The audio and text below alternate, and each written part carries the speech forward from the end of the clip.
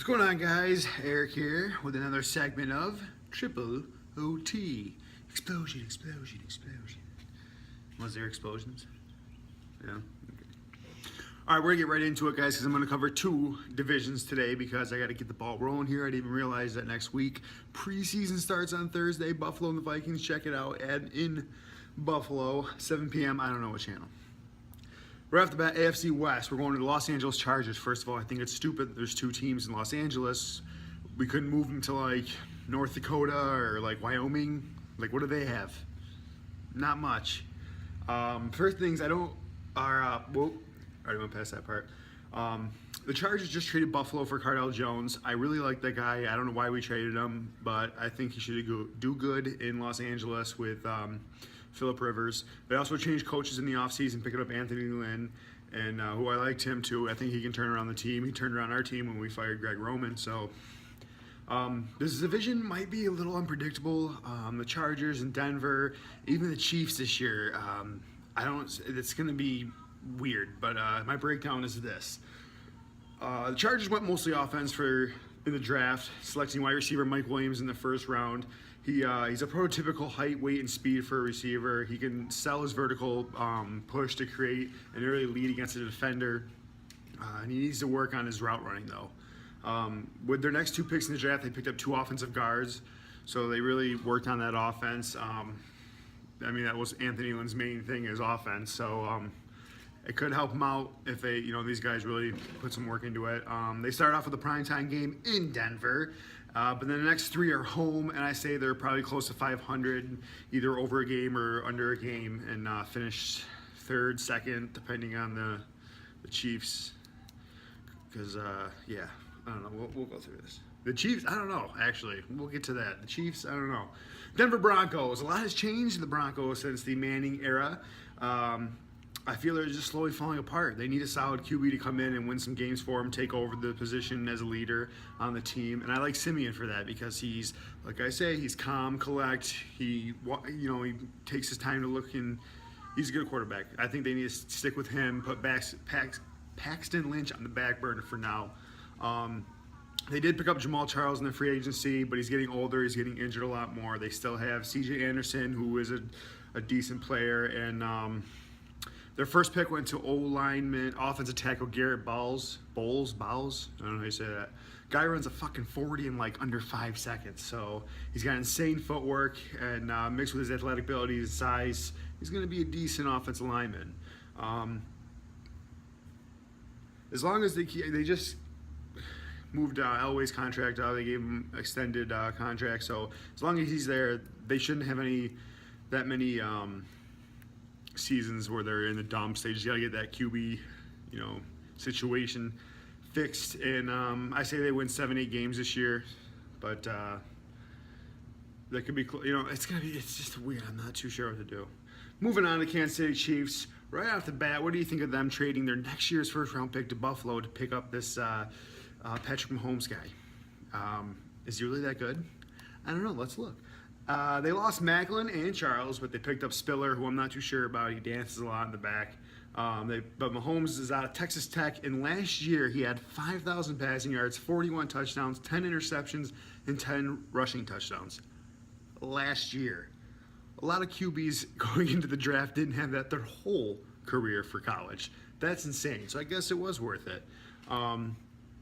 But here's where they struggle. They have 13 wide receivers. Only 2 have 4 or more years experience, and 8 have 1 or less years of experience. So until they work on that receiving core, they're not going to the playoffs. And I say they could even fall. They have a game in New England, in Dallas, in Oakland. And I think they're home with Washington and Pittsburgh, but still. And then they have Buffalo. So I say 6-10. Oh boy! I hope they do even worse. That way, Buffalo's first round from them is even better next year. All right. Last but not least, Oakland finish first. Go to the playoffs. Make it farther with Carr, and that's it. That's all you need to know about Oakland. Oh, besides they signed the beast, Marshawn Lynch. They signed Carr again. They have a solid defense. They have good receivers. They're going to be signing even more people for contract extensions. They got first pick cornerback Garen Conley from Ohio State, who I saw was in a little bit of trouble, but he's all good now. He's great inside leverage and trapping wide receivers against the boundary with great man-to-man coverage, but he can be a little tight-hipped, and his transitions patterns match as just average. I don't know if that made sense. I don't think it did. But anyways, going off the roster, and most of their tough games are at home, like against New England, the Giants, and Dallas. I say 13-3, and at least make it to divisional round. They'll be battling the Patriots though for the Super Bowl, or maybe Buffalo. All right, AFC East, starting off with the worst team in the league. That's right, the league, the Jets. They lost David Harris to New England, Eric Decker to the Titans, Nick Mangold, Darrell Revis, and Brandon Marshall. Who did they gain? Oh, they gained Lucky Whitehead. That's right. Yep, and Josh McCown. Yeah, let's not even talk about their QB situation.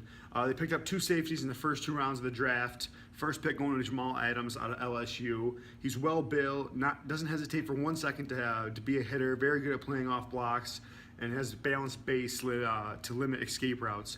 But weaknesses are he's handsy and too willing to clamp onto receivers down the field. Eyes drop when targets approach his area. Second safety was Marcus May out of Florida. He's above average field vision, long arms, and can read QB's eyes like no other.